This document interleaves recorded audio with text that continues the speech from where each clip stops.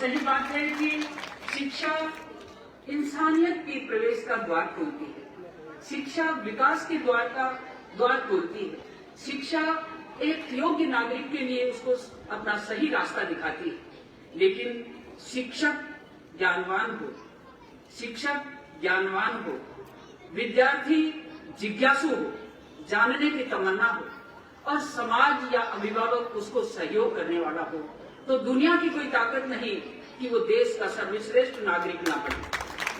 आज हमारे सामने उदाहरण है, पंडित दीनदयाल उपाध्याय जी ने एक सपना लिया था और उस सपने को जिस तरह से अभिव्यक्त किया कि अंतिम पायदान पर खड़ा भारतीय, अंतिम पायदान पर खड़ा नागरिक जब तक समानांतर नहीं आएगा तब तक इस भारत की हम आजादी की कल्पना को साकार नहीं मानेंगे, सार्थक नहीं मानेंगे।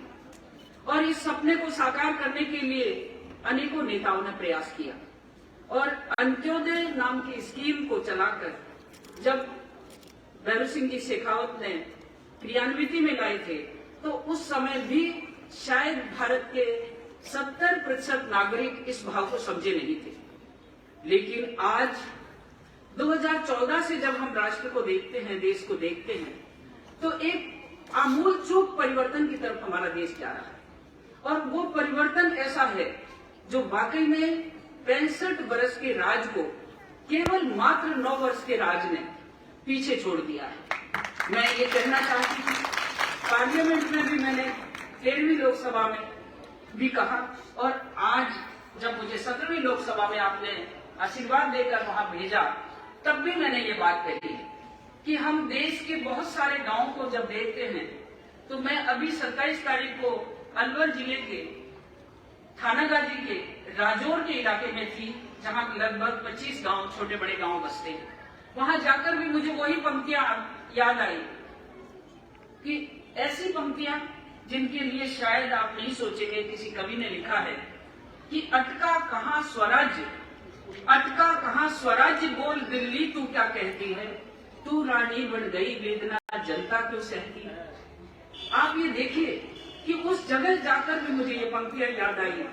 लेकिन विगत 9 वर्षों के शासनकाल में हमारे देश के उस गरीब की तरफ इशारा किया है। आप देखते होंगे कि गैस की चूल्हे फ्री में मिलना कभी सपने में नहीं सोचा कि हमारी माता बहनों के लिए शौचालय की व्यवस्था भी बनेगी। आज देश में 13 करोड़ शौचालय बने और 13 करोड़ में से 10 करोड़ बहनों की गैस का कनेक्शन फ्री मिला, कोई लेना देना नहीं। शौचालय का पैसा भी उसके खाते में आया और खाते से के माध्यम से कि कोई बीच में एक पाई भी उसमें से कमीशन ना ले ले। आज ये देखो कि उस अंत्योदय की कल्पना के साथ एक बात और याद दिलाना चाहूंगी, क्योंकि आप विद्वजन बैठे हैं, माता बहने बैठी हैं, कि इंदिरा गांधी आवास योजना के नाम से सैकड़ों बरस, हमारे 6-7 दशक तक ये होता रहा कि 35,000 रुपए मिलेंगे, घर बना लो। अब 35,000 में घर में 5,000 तो अब वीडियो ले ले, 5,000 का सरपंच कमीशन मांगे, फिर कोई बिचौलियो और न्यारो घुस गयो और वो अब 5,000 रुपए उठने पहुंचेगा तो वो 5,000 से घर किसा बनाओ।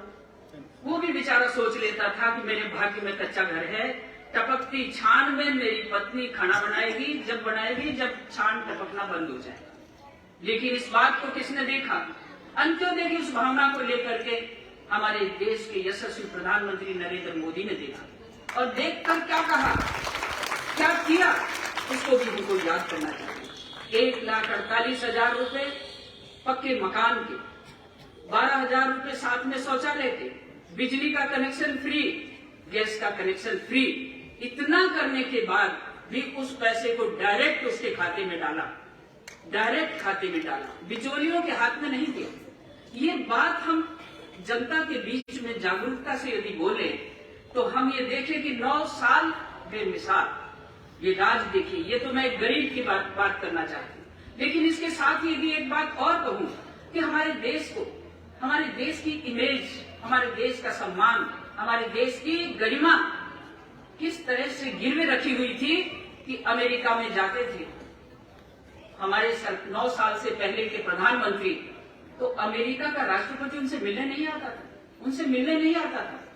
आज हमारे देश का प्रधानमंत्री जब विदेश जाता है, अमेरिका जाता है, तो कारपेट बिछाया जाता है और वहां का राष्ट्रीय अध्यक्ष उनसे हाथ मिलाने के लिए तरसता है।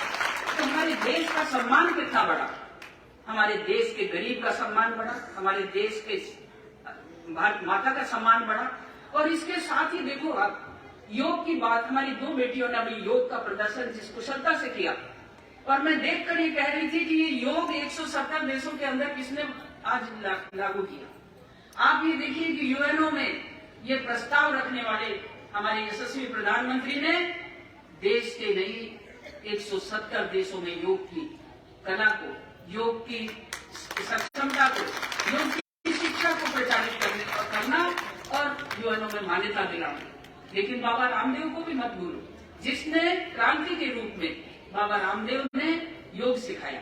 आज वो स्वावलंबी भारत अभियान में भी उनका जो पहल है, वो पहल कि हमारे देश का पैसा देश में रहे, हमारे देश के हर छोटे बड़े कारीगर को, हर छोटे बड़े व्यापार को, हर छोटी बड़ी कार्यकुशलता को सम्मान मिले और हमारे देश का धन देश में रहे, ताकि हमारा देश आत्मनिर्भर बन सके, स्वावलंबी बन सके। अब आत्मनिर्भर और स्वावलंबी बनाने के लिए भी यशस्वी प्रधानमंत्री ने विगत 9 वर्षों में बेहतर प्रकार की स्कीम चालू की। सबसे छोटी स्कीम है आजीविका, जिसको 2 लाख रुपए से स्टार्ट किया जाता है। रेडी पटरी वालों को भी उन्होंने 50,000 का लोन बिना किसी गारंटी के उपलब्ध कराने की कला और योजना जो दी। लेकिन बंधुओं, एक ही बात है कि हम विगत 65 सालों में जिस तरह की एक ढर्रे में ढल गए और उस ढर्रे में जो मिल गया सो सही, लेकिन आपने देखा होगा कि उन्हीं के प्रधानमंत्री ने ओपन में मंच पर बड़े पैमाने में ये बात कही थी कि हम 100 रुपए भेजते हैं, लेकिन नीचे जाकर वो 15 रुपए ही पहुंचते हैं। तो बीच में ये सारा धन कहाँ जाता था? भ्रष्टाचारियों की जेब में जाता था, भ्रष्टाचारियों की जेब में जाता था। नेता बनना, नेतृत्व करना, ये नेतृत्व करना ईमान और धर्म की पटरी पर चलना है। धर्म जिस तरह से हमको सिखाता है, राजनीति में भी धर्म होना चाहिए, और राजनीति में भी धर्म के आधार पर यदि हम चलेंगे तो बेईमान दूर चले जाएंगे। लेकिन राजनीति में वोट की ऐसी राजनीति करते हैं कि आज आप देखते होंगे हमारे देश के यशस्वी प्रधानमंत्री पुलवामा में या अन्य हमारे शहीद जब शहीद हुए, उनके घरों पर उनकी विधवाओं को, उनके बच्चों को और उनके गांव को रोशन करने में कोई कसर नहीं रखी, कोई कसर नहीं। 13वीं लोकसभा में जब अटल बिहारी वाजपेयी जी थे, तो उससे पहले कभी भी हमारे सैनिक का पार्थिव शरीर उसके घर नहीं आता था, केवल उसका बेल्ट आता था और उसके कपड़े आते थे, उन्हीं को सम्मान दिया जाता था। लेकिन तब से ये शुरू किया कि नहीं, हमारे सैनिक का पार्थिव शरीर उसके बस्ती में, उसके जन्म स्थल पर पहुंचना चाहिए, सह सम्मान पहुंचना चाहिए, और हमारी वीरांगनाओं को, हमारी जो शहीदों की विधवाएं हैं, उनके माता पिता हैं, उनका भी यथोचित सम्मान होना चाहिए। सड़कों पर डोलने से कोई काम नहीं होता, काम होता है विल पावर से और दिल और दिमाग के अंदर रखने से। आप देखते होंगे कि महात्मा गांधी जी ने हमें सिखाया था कि स्वराज्य कैसा हो, स्वराज्य की भावना लेकर चले। लेकिन हमारे जो 65 साल निकले, क्या वो स्वराज्य के निकले? तभी तो कहा कि, तभी तो मैंने वो पंक्ति बोली। और ठीक इसी तरह से कहते हैं कि स्वानों को मिलता दूध वस्त्र, स्वानों को मिलता दूध वस्त्र, भूखे बालक अकुलाते हैं, माँ की हड्डी से चिपट निठुर जाड़े की रात बिताते हैं। ये बिहार में आज भी हो रहा है, ये बंगाल में आज भी हो रहा है। ये बंगाल और बिहार में मैंने खुद ने विजिट किया, आज भी वहाँ यही परिस्थितियां हैं, क्योंकि वहाँ केवल सत्ताधारी लोगों को सत्ता चाहिए, उनको समाज हित या राष्ट्र हित या जनहित बिल्कुल नहीं चाहिए। ऐसी परिस्थिति में आज राजस्थान में भी एक अंग्रेजी का स्कूल खोल दिया, Mahatma Gandhi English medium school. Teacher कौन से हैं? शिक्षक कौन से हैं? शिक्षक वही हैं जिनको ABCD भी सही लिखना नहीं आता। आप ऐसी परिस्थिति में क्या सोच सकते हैं कि हमारे बालक का विकास, हमारे बालक की नींव मजबूत होगी? बल्कि मैं सोचती हूँ ये धोखा है, बहुत बड़ा धोखा है। यदि इस तरह के विद्यालय स्थापित करके केवल वोट बैंक की राजनीति बनानी है, तो हमारे समाज को जागरूक होना पड़ेगा और हमारे नन्हे मुन्ने बच्चों की नींव कमजोर करने वालों को जड़ से उखाड़ कर फेंकना पड़ेगा। ये आपको ध्यान रखना होगा। मैं इसलिए नहीं कहना चाहती कि मैं कोई बहुत बड़ी वो हूँ, लेकिन इस बस्ती में पढ़ी बड़ी और राजस्थान की पहली ग्रेजुएट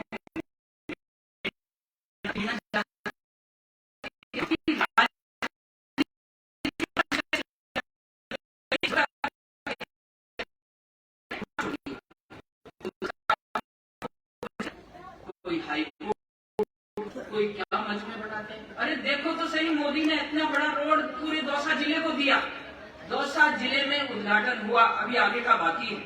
मैं ये कहती हूँ पहला चरण था, और इस पहले चरण को देखने के बाद आपको समझ में आएगा कि किस तरह का रेस्ट एरिया है, किस तरह का रोड है, किस तरह से आपकी स्पीड मेंटेन होगी, किस तरह से आपका समय की बचत होगी। मैं एक ही बात नहीं, अनेकों बातें हैं। जल जीवन मिशन में देखिए, 2017 में जब जल जीवन मिशन की स्थापना हुई तो राजस्थान नंबर 1 पर मोदी जी के मस्तिष्क में था, और उन्होंने ये कल्पना करी थी कि राजस्थान के 13 जिले नहीं बल्कि राजस्थान समेत पूरे राष्ट्र का कोई भी घर नल से जल प्राप्त करने से वंचित ना हो। अभी ईसरदा डैम पर, अभी मैं कल एक जगह रेल, हमारे बसवा में रेल ठहराव का कार्यक्रम हुआ, वहाँ माननीय हमारे विधायक भी पहुंचे, और विधायक जी बड़े मेरे से पहले बोले थे, इसलिए उन्होंने बड़ा दमदारी से बोला कि हमारे देश प्रदेश के यशस्वी मुख्यमंत्री ने ईसरदा डैम को जोड़ते हुए दौसा को पूरा पानी से नल से जल जोड़ दिया, पूरा पैसा दे दिया। 17 में बजट में घोषणा करी। मैंने कहा भाई, 17 में तो जल जीवन मिशन की स्थापना होते ही मोदी जी ने ईसरदा डैम के लिए आपको 1300 करोड़ रुपए दिए थे, और 1300 करोड़ के बाद अभी भी जितना उसमें खर्चा होगा उसमें 50% पैसा भारत सरकार का है। जल जीवन मिशन अभी गांव में भी जुड़ता है, उसमें भी पूरा 50% पैसा भारत सरकार और राजस्थान सरकार दोनों सरकारें मिलाकर खर्च करती हैं। लेकिन नाम कमा रहे हैं कि हमने गए। अरे तुमको तो क्रियान्वित एजेंसी बनाया है, कार्यकारी एजेंसी बनाया है, पैसा तो हिंदुस्तान का है, पैसा मोदी जी का है। आपके जेब में पैसा होता तो आप झूठी घोषणाएं नहीं करते। मैं पिछली बार के बजट को देखा, क्योंकि हर बार का बजट राजस्थान का मैं लेती हूँ और भारत सरकार का लेती हूँ। राजस्थान के बजट में जिस तरह की घोषणाएं हुई, 85 घोषणाओं में से केवल 3 घोषणाएं पूरी हुई, केवल 3 घोषणाएं। वो भी इसलिए हुई कि भारत सरकार उनको पैसा दे रही थी। कोविड महामारी के दौरान देखा आपने, मोदी जी ने किसी को भूखा नहीं रहने दिया, किसी को दवाइयों से वंचित नहीं रहने दिया, और अपने देश की पूर्ति करने के बाद 153 देशों को दवाई दी। 153 देशों को, जबकि हमारे पास तो केवल मास्क भी नहीं थे।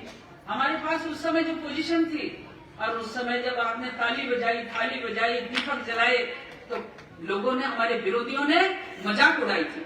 लेकिन देश को भावनात्मक एकता के सूत्र में बांधने के लिए थाली भी जलवाई, दीपक भी जलवाए, लॉकडाउन भी स्थापित किया, और उन सब से भारत की जनता को, 150 करोड़ आबादी को सुरक्षित बचा लिया, सुरक्षित बचा लिया।